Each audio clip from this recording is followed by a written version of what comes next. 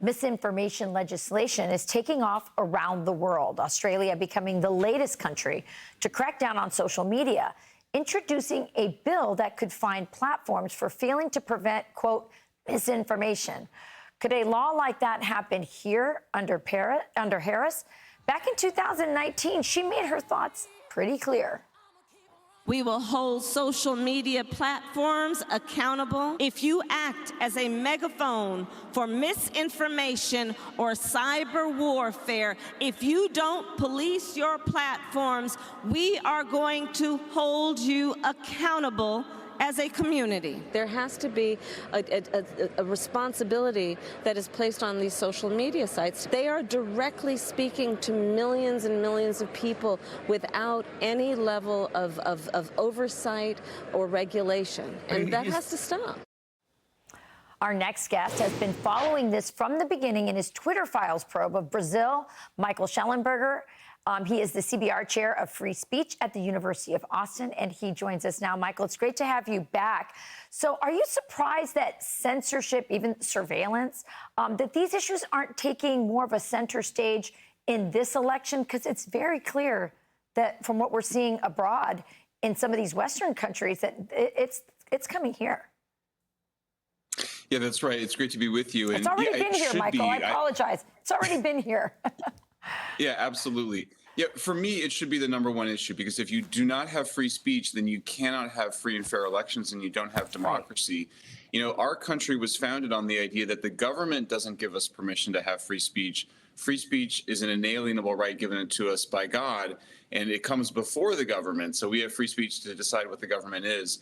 You know, we're seeing it around the world. It's quite shocking. We're seeing it in the European Union, Ireland, Brazil, Britain, and now in Australia, Canada. Both Australia and Canada have taken very aggressive actions. You may recall that earlier this year, the Australian government had attempted to ban, not just in Australia, but around the world, content that it didn't like. And now we're seeing this new attack. I think where this is headed is that they want to ban X in Australia, and that this is the first step towards doing that.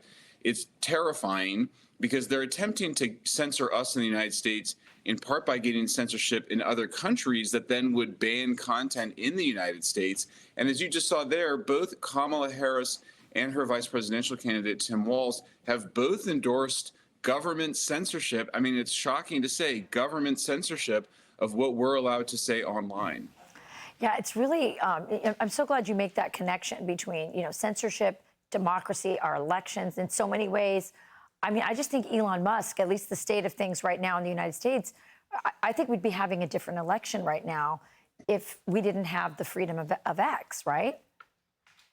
Yeah, that's right. I think it's important for people to understand that they're trying to censor X, formerly Twitter, not because there's misinformation there, but because there's information there, there's truth there that governments don't want us to see. You know, one of the tells that you know that these are government people trying to censor us is that they never talk about the misinformation that the governments have been putting out. The governments put out misinformation about so many different things, whether it's the idea that the vaccines will prevent you from getting COVID, or that it did not come from a lab. We've seen hoax after hoax from government officials spreading disinformation. They're trying to shut down the social media platforms, not because they're sources of misinformation, but because they're sources of accurate information that contradicts the propaganda and the disinformation that the politicians themselves and these government officials are putting out.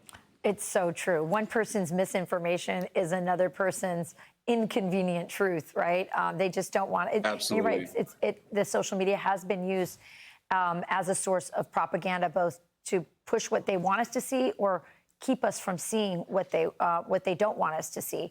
So, Mike, you're just such a great voice on this. You've been a fighter for freedom of speech here and abroad, and I think doing a really good job of warning us that it certainly could come here in even greater form than we've seen in the past, which was bad enough. Michael, thanks for joining us. I'm Steve Doocy. I'm Brian Kilmeade. And I'm Ainsley Earhart. And click here to subscribe to the Fox News YouTube page to catch our hottest interviews and most compelling analysis.